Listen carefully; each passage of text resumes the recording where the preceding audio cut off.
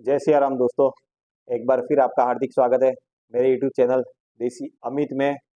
Wealth creation के लिए आप मेरा यूट्यूब चैनल देसी अमित देखिए और मेरे Telegram channel Y M wealth creation से जुड़े रहिए। वाई एम वेल्थ क्रिएशन जो फ्री टेलीग्राम चैनल है उसका लिंक मैं डिस्क्रिप्शन में दे दूंगा। और अब चलते हैं मार्केट पे। बहुत दिन हो गए मार्केट का हमने एनालिसिस नहीं किया क्योंकि मैं दूसरे काम में भी बिजी था और रेगुलर में आपको अपडेट नहीं दे पाया। लेकिन अभी मार्केट एक क्रैश वाली कंडीशन में है। क्रैश वाली कंडीशन क्यों? क्योंकि जो ये हफ्ता जो गया है उसके पहले लास्ट फ्राइडे को हमने मार्केट का हाई बनाया और वहां से ये फ्राइडे को हमने लोएस्ट क्लोजिंग दी है। हम लगभग 800 पॉइंट नीचे आ चुके हैं।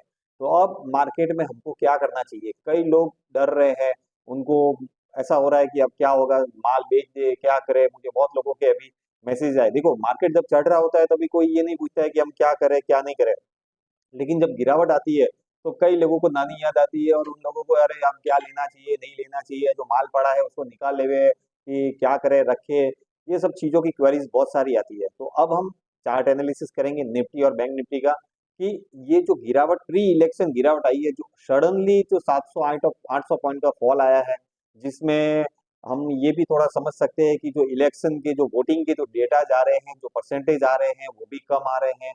तो बहुत लोगों को अपने हिसाब से ऐसा है कि जो ये सरकार जो भी चल रही है, जिनके वादे थे कि हम 400 पार आएंगे तो उतना आएगा या नहीं आएगा, या 350 आएगा 300 आएगा नहीं आएगा, क्या होगा क्या नहीं होगा, तो वो सब वोटिंग परसेंटेज से मतलब पूरा एकदम माहौल कुछ आगे पीछे हो गया है।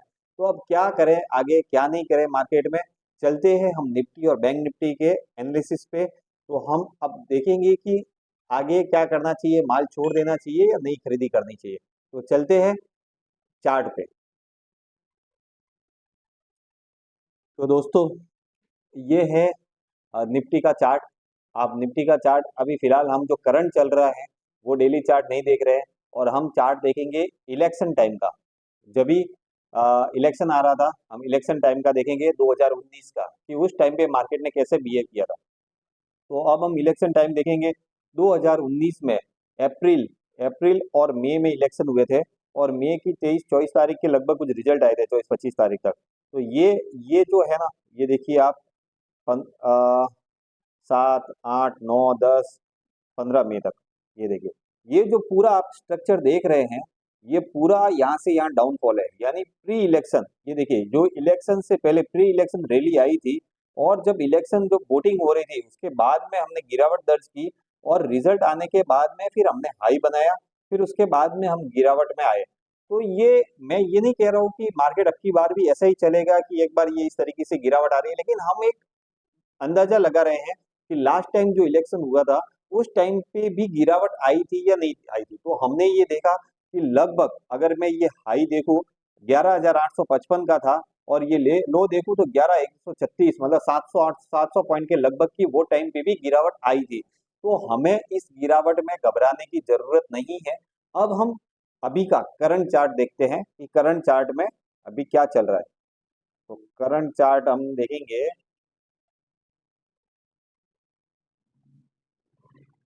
2024 पे हम अभी जा रहे हैं।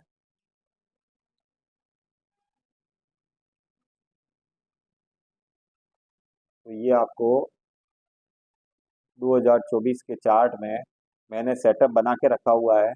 मार्केट देखो हर बार आपको तेजी ही देगा, ये जरूरी भी नहीं है। तो आपको हमेशा उस तरीके से सोच के चलना पड़ेगा कि मार्केट कैसे क्या चल रहा है और कैसे क्या दे रहा है।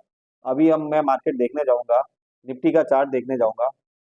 2024 में ये कंटिन्यू एक चैनल में चल रहा है। ये हायर हाई बना रहा है और हायर लो बना रहा है। ये देखिए, ये लो ब्रीच नहीं किया वापस यहाँ पे, ये लो वापस यहाँ पे ब्रीच नहीं किया, ये लो वापस यहाँ पे नहीं किया। तो इस तरीके से ये कंटिन्यू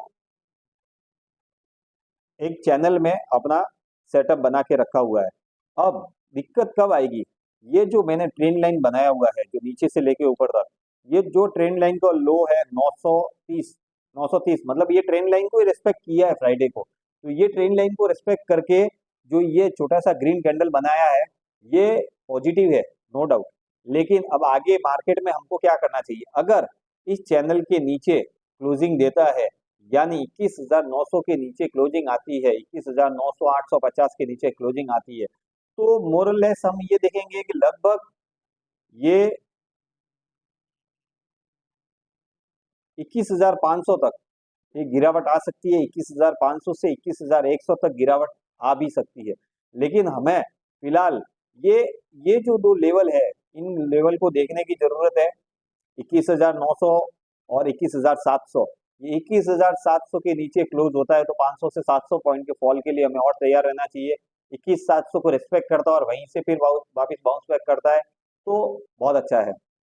मेरा व्यू ये है कि ये 21,700 से 900 के बीच में कहीं ना कहीं सपोर्ट लेना चाहिए और रिजल्ट, इलेक्शन के रिजल्ट आने से पहले ही वापस एक बार तेजी बननी चाहिए।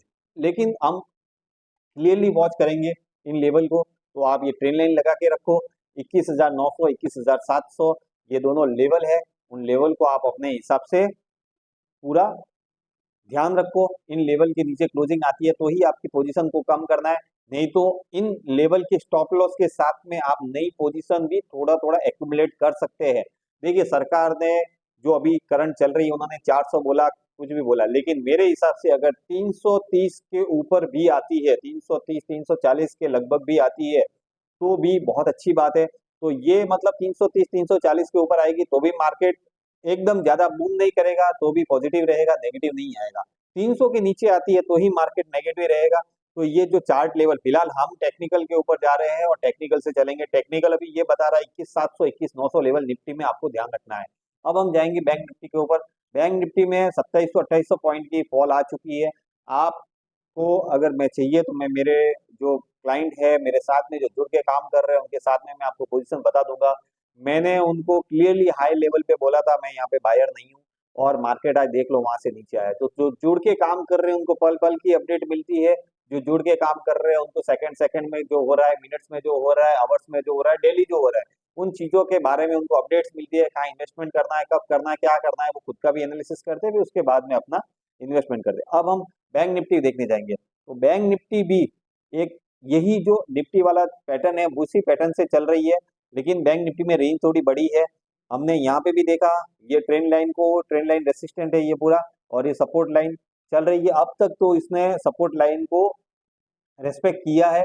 तो मेरे हिसाब से यहाँ पे 47,000 और उसके बाद में 46,000 46,500 ये जो लेवल रहेगा मेरे लिए इंपॉर्टेंट रहेगा। 46,500। तो ट्रेंड लाइन सपोर्ट जो है वो 47,000 का है, लेकिन उसके नीचे अगर ब्रीच करके जाता है तो 46,500 ये मेजर सपोर्ट लेवल है।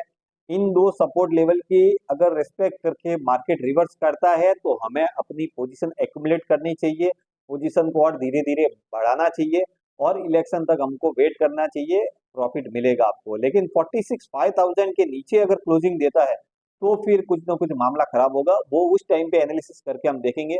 फिलहाल के लिए हम एक बार ये देख रहे हैं कि जो मार्केट क्रैश हुआ है तो उस क्रैश में वो कहाँ से सपोर्ट ले सकता है, भयंकर गिरावट आ सकती है या अभी आगे बढ़ सकता है। तो मेरे पॉइंट ऑफ व्यू से मैंने अभी आपको निफ्टी और बैंक निफ्टी के जो चार्ट बताए, उस हिसाब से निफ्टी में आपको 21,700 21,900 लेवल को अपने हिसाब से वॉच करके चलना है। बैंक निफ्टी में 47,000 और 46,500 इन दो लेवल को क्लोजिंग बेसिस पे आपको इनको अपने हिसाब से ध्यान में रखना है और उसी अकॉर्डिंग आपको पोजीशन बनानी चाहिए। मेरे हिसाब से मुझे अभी फिलहाल ये लेवल जब तक ब्रीच नहीं होते, इनके नीचे क्लोजिंग नहीं आती है, तब तक मुझे मंदी कोई इतनी बड़ी लग नहीं रही है। करेक्शन है। एफआईआईज देखो रोज 5,000 6,000 7,000 करोड़ के माल बेच रहे हैं, लगभग 30-35 हजार करोड़ का माल बेच दिया उन्होंने ये हफ्ते में, और मार्केट को कहीं से कहाँ लेके आ गए।